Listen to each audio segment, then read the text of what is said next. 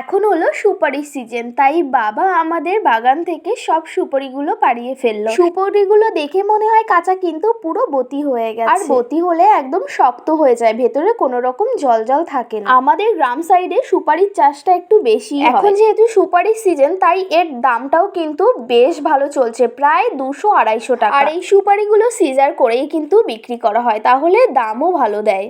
এবছর একটু বেশি বৃষ্টি হওয়ার কারণে প্রায় অনেক সুপারি গাছই কিন্তু আমাদের মরে গেছে, তাই এই বছর বেশি সুপারি হয়নি, ওই 1-2 বস্তার মতো হয়েছে। সেটা আমি আর মাই দুজন মিলেই হাতে নাতে কিন্তু ছাড়িয়ে। সুপারি এমন একটা ফল, বাঙালিদের প্রত্যেকটা অনুষ্ঠানে কিন্তু সুপারি লাগবে, সে যে কোনো পুজো হোক বা অন্য কোনো অনুষ্ঠান। আজ আমি সুপারি চুলতে গিয়ে হাতটার পুরো 12টা বাজিয়ে দিয়েছি, পুরো হাতে কষ লেগে গেছে সুপারির, আর এই কষ সহজে উঠতে চায় না, তাই আমি এখানে হারপিক নিয়ে নিয়েছি, কারণ হারপিক দিয়ে ডললে খুব ভালোভাবে কষগুলো উঠে যায়। আমার সাথে সাথে মায়ের হাতেও পুরো কালো হয়ে গেছে, তাই এখানে ভালো করে আমি ডলে নিচ্ছি। ডলে ডলে এবার ধুয়ে নেব।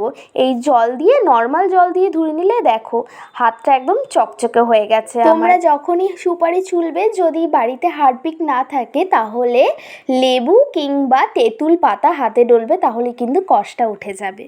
এখন প্রায় সন্ধ্যা হয়ে গেছে, আর আমি আর বাবা ওই সুপারিগুলো বিক্রি করতে যাব, যেগুলো সিজার করেছিলাম।